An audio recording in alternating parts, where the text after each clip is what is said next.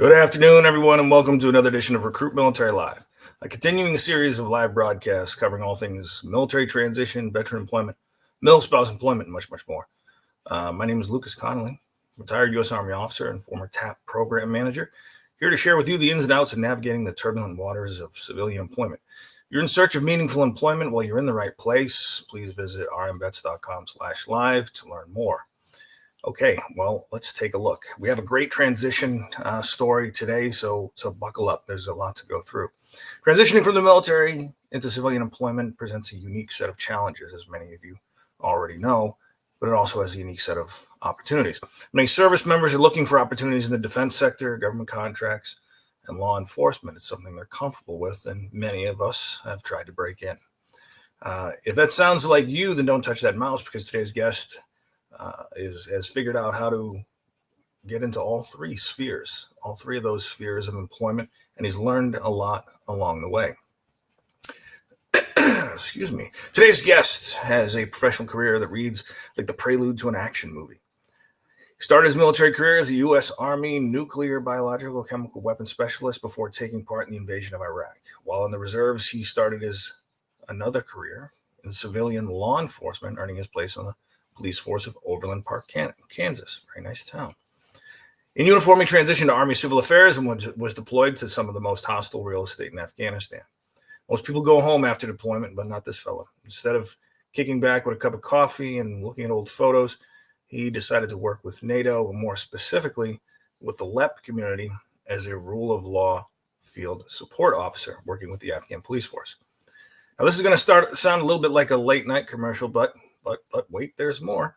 He leveraged all these experiences to break into the defense sector, working with military and law enforcement community for well-known equipment and firearms manufacturers like CZ USA and Lancer Systems. Ladies and gentlemen, please give it up for Mr. Andrew Eager. Welcome, Andrew Eager, to the show today. Thanks, Lucas. I appreciate you having me on, bud. Andrew, really great to have you show. I'm glad you could make the time. All right, folks, now that you know who we are, we want to hear who you are. Who are you with? Who you served with? Where are you at right now? Have you retired? Are you in transition? Are you National Guard or Reserves? Active duty, thinking about transition or retirement? Or some other status that we haven't thought of? Please feel free to hit us up in the chat. And if you've got questions, comments, issues, or concerns, feel free to lay them out there in the chat. And given enough time, we will address them. Andrew, your story is either all over the place or just fraught with adventure. I don't know if it's pure chaos or an absolute adventure. Let's, as they say, begin at the beginning. How is it that you went from sitting in a college classroom to standing in front of a recruiter's desk? Honestly, I think it was just the time and place. To tell you the truth, it was this journey is completely random. I went to college for wildlife biology. So I was going to Kansas State University, wildlife biology, and halfway through my sophomore year, I guess it would have been, about halfway through my sophomore year, 9/11 happened. And 9/11 was probably, to this date, one of the most significant events in recent American history. And a lot of the GWAT crew came out of that post 9/11 enlistment period. So completely not intended, but that's exactly how it happened. 9/11 happened, and I dropped out of school within a week and found myself in a recruiter office and taking an ASVAB. And next thing I know, in January of 2002, I was already in basic training. Awesome. So talk about, for a minute, if you will, your first experience deploying over to Sure. Wonderful Iraq. So as you know, one of the first things that happened was when I enlisted, I didn't know too much about the military. So I actually asked the recruiter, what would be the first MOS that would send me overseas? And lo and behold, it was chemical weapons. So obviously with the nuclear, biological, and chemical weapons threat in Iraq, that was a priority. So I ended up becoming NBC NCO for a battalion that was just outside Fort Riley, Kansas. And was deployed to Iraq in February of 2003 before the initial invasion. Got to spend some time in Kuwait responding to Scud alarms.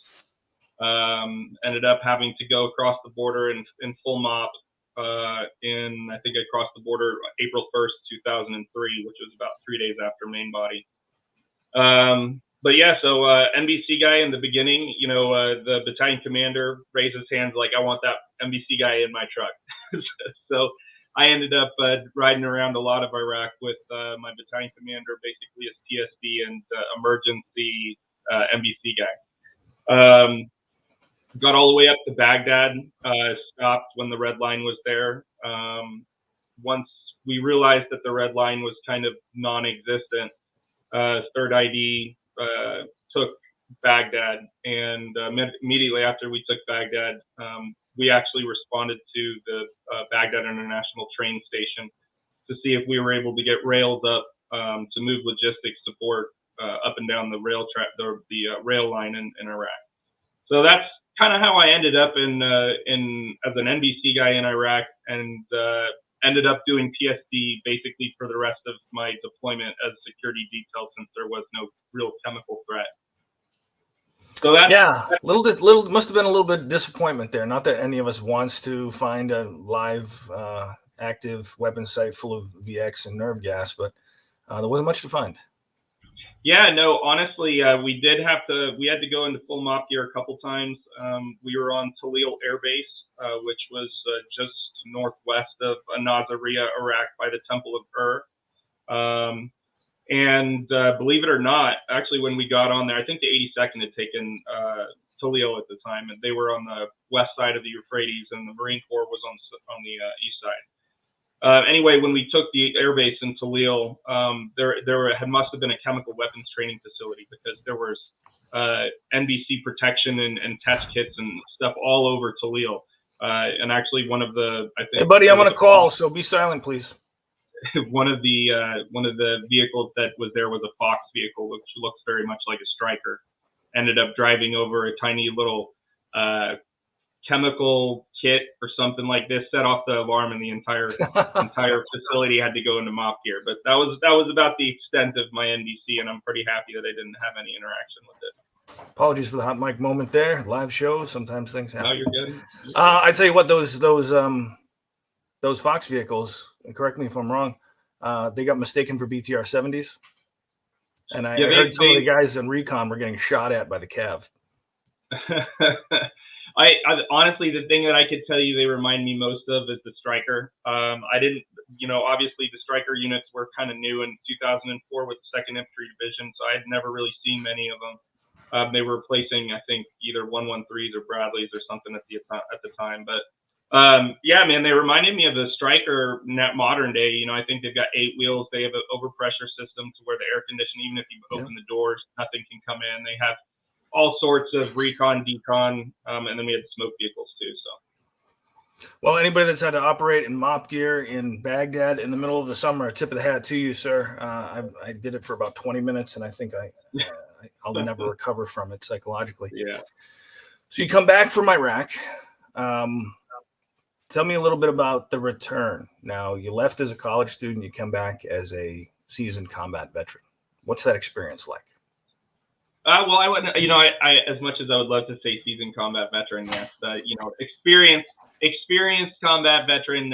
One of the things I will tell you, the difference between Iraq and Afghanistan was the type of fighting, and we can get into that a little bit later. But basically, what through my trips through Iraq, I was after the chemical threat had gone. Essentially, all I did is escort and security for coalition troops moving within Iraq. So I would take the coalition forces that were coming in to replace the 2nd Marines or the 82nd or whoever it was, and we would move those, the Spanish or the Polish or whatever, up throughout Iraq to those locations to replace U.S. troops. I honestly really enjoyed it. It was very much providing escort and security. We're making sure that people were safe. You were traveling through dangerous towns. It was something that I really enjoyed doing. And, when I got back from Iraq and got back to the U.S., the world had moved on without me. Like you've seen and hear from many, many veterans, the world just moves on. Nobody stands still. So when I got back from Iraq, I'd spent about 13 months there. My friends had graduated and they were gone. At the time, I didn't know what to do. I didn't know if I was supposed to go back and get my degree. I didn't know, what I was supposed to do. I'd just done all of this crazy stuff, and now I was expected to go back and sit in a college classroom. It didn't work. I was angry from deployment, and you have all of those post-deployment issues that you're dealing with. And as a 23-year-old kid in the middle of college, first major, group of veterans coming back from a major conflict since Vietnam, it was a struggle at first, and I had to kind of redirect and figure out what I wanted to do. And I said, you know what, honestly, the thing that I align most with now is law enforcement. And so I decided to go back to Kansas City, and I left Manhattan, Fort Riley area, and as a reservist went to Kansas City and became a civilian law enforcement officer. And I did that for about 5 years, and absolutely loved it. It was definitely the tribe away from the military. When you leave the military, you leave your friends, you leave your community, you leave the uniform. I always like to say, you're doing God's work. You're putting in a very, very important job that is barely recognized. And while that is a good thing that you don't get the recognition, also at the same point in time, it really is hard on your mental aspect when you come back, because you realize that nobody cares what you've done. And the only thing you can do is recreate yourself as a civilian with those same, behavioral traits and that hard work ethic, and just use what the military taught you and drive it into something else. And law enforcement worked really well. I enjoyed chasing bad guys. I enjoyed putting myself between danger and people that were innocent. So for me, law enforcement, it really did. It filled that gap where I was kind of floundering, and it gave me that sense of tribe or community back, because as cops, we all are there to do the same thing as we are in the military. That's watch each other's back and carry the legacy of that name after they've gone. And so it just was a natural fit. So that's kind of how I got into the law enforcement side of the house after returning from Iraq. It's interesting. There's a culture shock associated with joining the military. You go into basic training, and as they say, they break you down. They teach you how to do everything. They teach you how to walk, talk, dress, eat, go off to war, and come back. And some would describe that experience as a reverse culture shock of trying to acclimate back to the pure civilian lifestyle. Now, there is kind of, I've seen in some cases, a bubble. I call it the military bubble. Defense sector, law enforcement, contract work, corrections. Did that feel like you had gone back to the civilian world, or you had kind of stayed inside the bubble with like-minded folks? Oh, I was definitely in the bubble, and I'm still in the bubble today. That bubble is, once you're in it, you either have to completely separate yourself from it intentionally by design, or you stay, kind of on the outskirts. Depends on where you want to be. But honestly, to tell you the truth, it definitely was my group. A lot of the guys that I worked with were prior military. They're retired or previous military. A lot of them have been on the TAC teams and SWAT teams. And so, to tell you the truth, the thought process is the same. Learning the acronyms is a little bit different. Going from Alpha and Bravo to Adam and Boy. Man, I got made fun of on the radio so many times for using military phonetics, and then I would use civilian phonetics on the military side of the house. So that took a little bit of getting used to. Also realizing that in the Army, your goal is to overwhelm, and law enforcement is more to stand back and play defense. So definitely a little bit of growing, but it definitely matured me a lot. I probably saw more things as a law enforcement officer than I ever did as a soldier, unfortunately. So, when you talk about guys with PTSD or whatever, the amount of compound PTSD that law enforcement officers have to deal with is a struggle, man. And then so for that kind of mental connection and brotherhood connection, I think we share a lot. And so for me, it was just kind of a natural, it just fell out of one group into another. Yeah, and that makes sense. I believe when police officers arrive on the scene, their primary goal is to de-escalate the situation and determine what's going on. Whereas in the military, it's absolute tactical overmatch. 100%. Identify the threat and destroy it and everything around it. So yeah, but definitely now that interesting that you decided to stay inside the bubble. Now, if you had, I'll tell you what, we'll get to that next. Let's talk for a little bit about heading off to Afghanistan. So I did Iraq in 2003, 2004. In 2005, when I started law enforcement in the Kansas City area, believe it or not, there happened to be, I was getting ready. My first enlistment was getting ready to end, and I had to make a decision. It's do I do it? Because I'm before 10 years. Do I do it or do I re-enlist? And I was really contemplating leaving. I even got into IRR, if that says anything. But there was a female police officer at Overland Park where I was working as a police officer, and she said, if you want to stay in, you can stay in. You can do all sorts of cool stuff. If you want to go to Ranger School, you want to go to Airborne, you want to go to Air Assault, you want to go do the schools. We have a civil affairs unit in Belton, Missouri, and I was like, "What's civil affairs?" Never heard of it.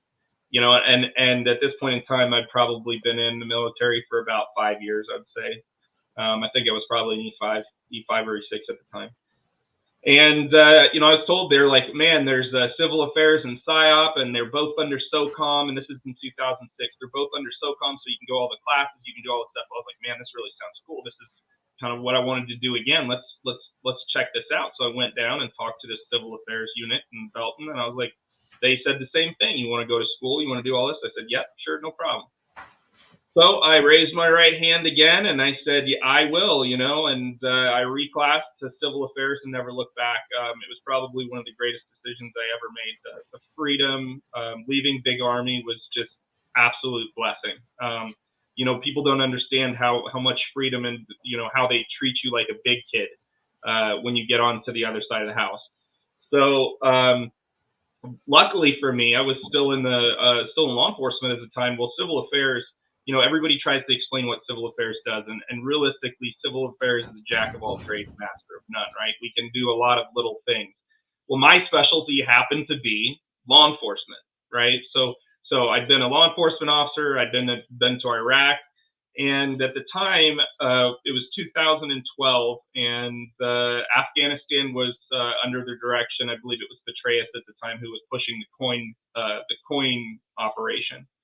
And, my brigade had put out a message to all of the KCOMs underneath USIC KPOC and said, hey, we need people in the legal realm. We need people that are either law enforcement officers or judges or prosecutors, whatever. We need somebody with a law enforcement background. And they wouldn't tell us what it is. They just said, hey, it's a rule of law mission.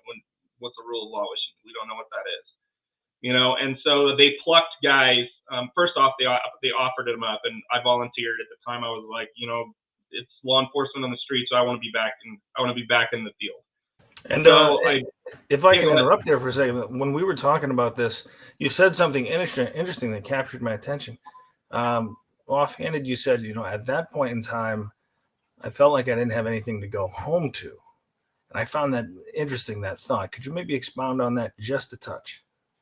Yeah, honestly, as I was kind of walking away from the civilian law enforcement career, I was in the process of a divorce, and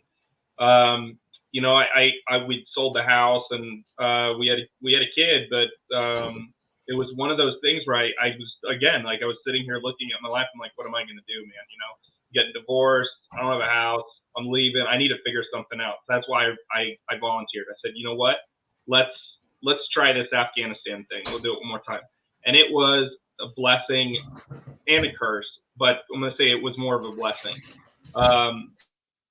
What they ended up doing was they sent a bunch of these CA guys. There were some mixed in folks from the Navy and the Air Force as well. We were attached to a joint interagency task force that was specifically a rule of law task force in Afghanistan. The goal for the U.S. coalition was basically, set up some type of jurisdiction to where, people aren't randomly killing people and they just get spanked on the hands, or, a wife cheats on her husband and gets stoned to death. They needed somewhere in the middle where that they can enforce the law. And so that was our job. They essentially threw us into the field and said, hey, we expect you to come up with a legal system that the Afghans can continue to work on. And so all of us were throwing our hands in the air. We're like, this is never going to work. This is never going to work, but we'll give her hell. And so no I doubt, did. I said, no doubt, and absolutely challenging mission. I got to give credit to anybody that tried to navigate that environment. I had a commander of mine who used to say, nothing in Afghanistan is black and white. It's all a sea of shades of gray. Man, you are definitely not lying, man. And that it was just a struggle to figure out what I was supposed to do, because my command just said, do rule of law. And we don't know what it is, but figure it out. And so I went up there with a team chief, and I basically had, Nuristan, Logman, Kunar, Nangarhar. I had 4 provinces with just me and a team chief. And my team chief stayed at brigade, and all I did is fly around and go to these bases and, talk to the NDS, which is like the Afghan CIA, FBI, and then the ANP, and did targeting operations as a law enforcement officer, showing people how to do surveillance and, controlled buys, all of the stuff that you would do as a law enforcement officer here. Afghanistan, they were they were a reactive PD. They'd sit down and drink tea all day until somebody blew up, and then they'd go out and they'd pick pieces up with their hands, throw it in a sack, and then walk back home. There was no proactive law enforcement. So that was my goal, was to go out there and conduct proactive law enforcement, targeting through warrant-based targeting, DNA analysis, all that kind of stuff. And so my law enforcement background had actually served me exceptionally well in Afghanistan. It put me in contact with all sorts of people, from the DEA to the FBI, throughout multiple of the three-letter agencies, and it was awesome. Honestly, it was a blast. But it was very, very kinetic. It was much more kinetic than my Iraq deployment. But overall, the mission was amazing. So let's talk.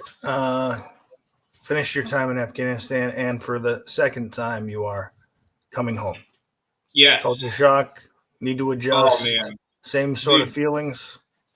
So it was very much the same sort of feelings. I came home on leave. We actually were overrun in Afghanistan in early 2012, and it was a shocker. Definitely had some responses to loud music or loud noise or loud bangs.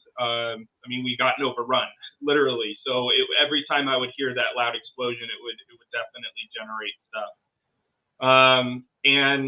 So coming back on leave, when I can remember specifically sitting in a restaurant, I went to go get some food with a friend, and I remember sitting in this place looking at all these people happy and drinking their beer and watching their sports, and just being so angry that there were people that were overseas that were losing their lives and that nobody cared. Everybody just went on with their day. But I've heard this referred to as a shocking sense of normality. It is, and it's 100, and it's very, very frustrating. It's almost, it angers you. And I had to come back and be like, look, this is why you're over there. You're over there so these people can do this every single day and never have to worry about a car bomb, or a guy with a suicide vest running up to their car. So this is what we're here for. And so it did take a little bit. Look, I'm still not fully back. There's still pieces of me that are over there, but you learn to adjust, and you learn to move forward, properly, I would say. Right. And that is in a healthy way. Yeah, exactly. And that, getting there will take time. But you just gotta have that community to lean on, whether it's the guys that are still in green suits or guys that have just gotten out and are welcoming you into the new fold. But yeah, it's very shocking to come back to that environment. So now let's talk transition once again, another transition to now working for a civilian employer. Still, again, firearms manufacturing and associated equipment, still kind of within that military industrial complex bubble. But now this is a civilian company. It's in the United States. How was that? What was really, this is where I want to say it was a little bit of luck. And I think we were talking about this before, is your resume will get you in the door. And that's it. That's all it will do. It will get you in the door.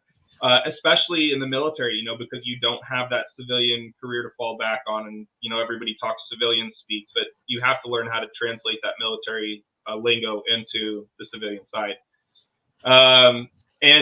So what ended up happening was, I guess, CZ had this, CZ had this job opportunity posted for about 48 hours, 72 hours, something like this. And coming back, same thing. I didn't want to be a cop. Not that I didn't like it, but it didn't pay enough to be in that kind of danger every day. And I feel bad for those guys. They definitely don't get paid for what they do. It's crazy.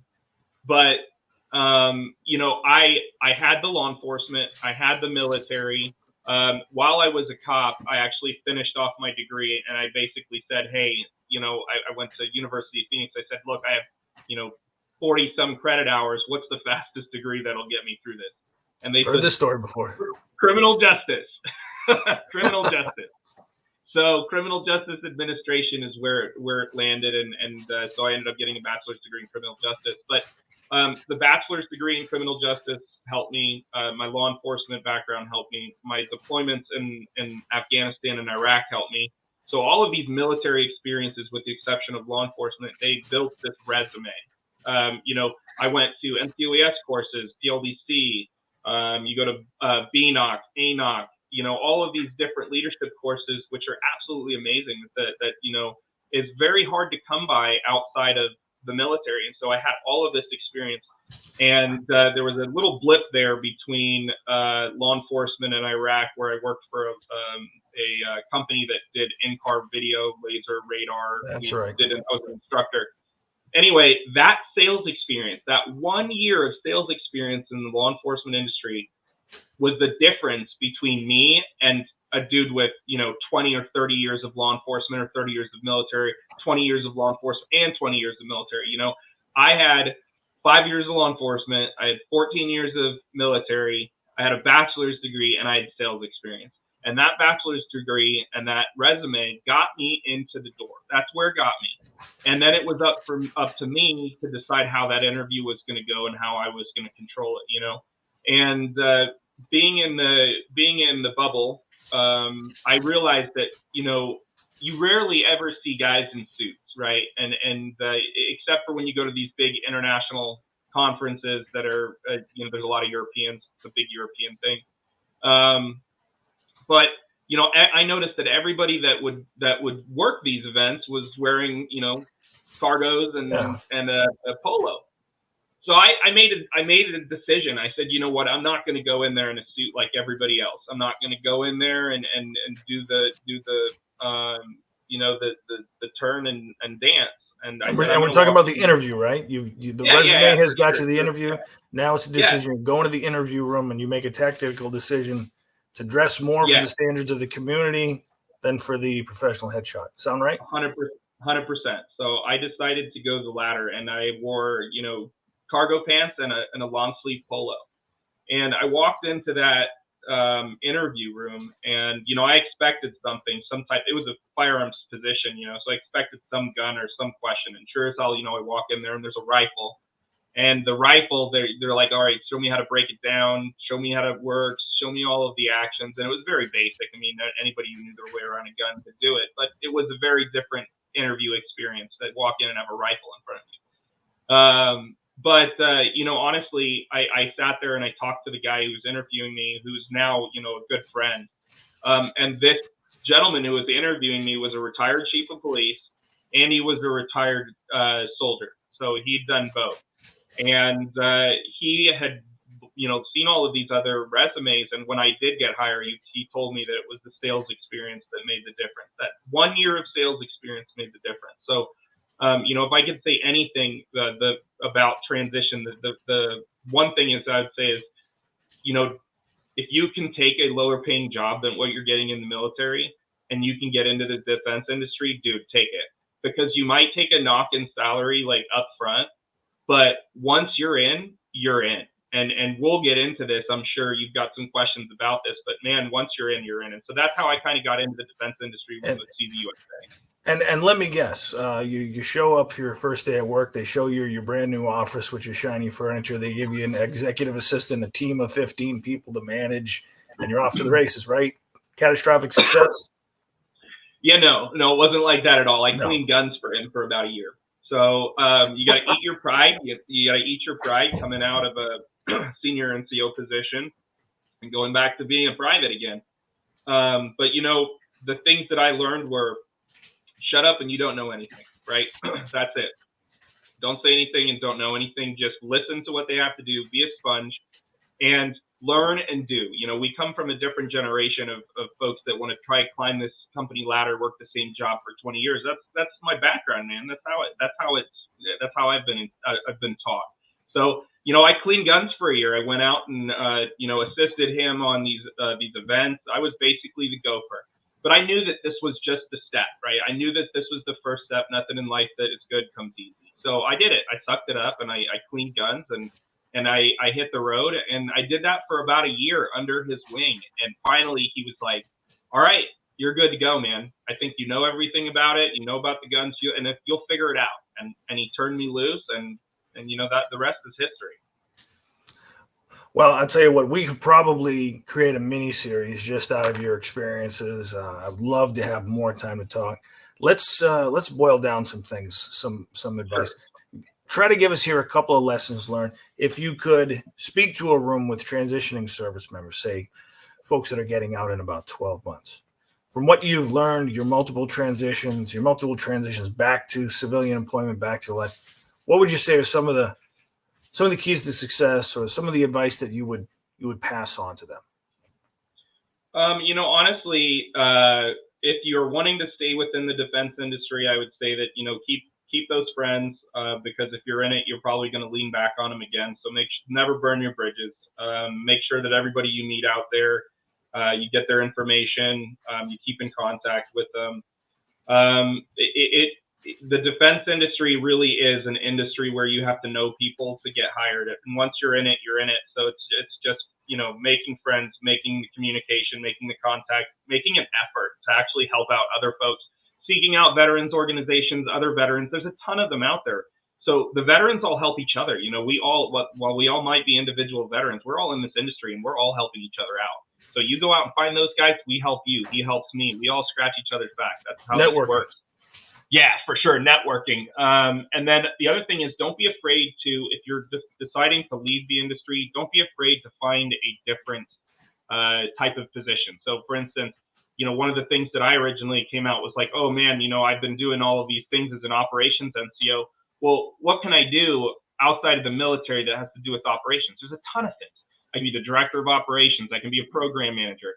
Just take what you've done. If you've moved beans and bullets and troops and fuel, dude, you can move frozen boxes of pasta or ice cream. You can do the same thing. Just change that mentality and figure out the details of what your job is, and then look at the civilian side and say, oh man, I did all of these things.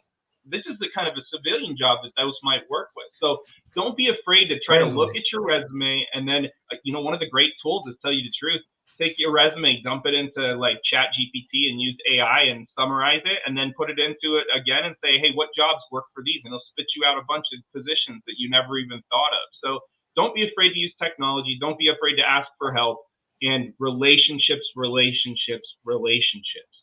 So those are my parting words, is relationships are everything. And don't be afraid to transition, pathways if that's what you need to do. One last question, probably the one that I've been looking forward to asking most during this interview. You decided for the most part to stay within the bubble. For those that step out of the bubble into quote unquote normal civilian jobs, for lack of a better term, how important is the phrase "find your tribe"? Man, it is. You either need to have some of those friends that you had before the military, some of those folks that are out of the military. If you've got a family, definitely that's somewhere that I chose to focus on family. My tribe is small. Okay, my tribe is small. But it's like that for a reason, because the people are in it are people that I trust with my life. And I think that tribe is, we're here. Like I tell you, all over LinkedIn, I scream it. If you need help, if you need somebody to talk to, if you need any advice on information, please, by all means, reach out to me on LinkedIn, because that's what we're here for. We are the community outside of the uniform, so that when you take it off, you can step into ours, and we're here to help you out. Awesome. Well, as I said before, I wish we could go on for another hour or hour and a half. We still have tons of material to cover, but we've got to wrap it up. All right, folks, listen, if you haven't already done so, do yourself a solid and use the link rmvets.com/live. This is going to take you to our website where you'll find hundreds of thousands of job opportunities from more than 16,000 employers coast to coast, opportunities around the world and around the corner. We here at Recruit Military are on a mission to help veteran transition service members and mil spouses find meaningful employment opportunities. On behalf of Recruit Military and the folks decided to join us today, thank you, Andrew, for being with us. Thank you, sir. Thanks for having me. It was my pleasure. Trust me, I absolutely enjoyed it. And for the folks out there who enjoy the show, join us in just a few short weeks on May 22nd. Gabby and Raul will be back with a very special, as of yet unannounced, special surprise guest. So tune in. It'll be worth your time. This has been Lucas Connolly for Recruit Military Live. Until next time, good luck and Godspeed. Thank you.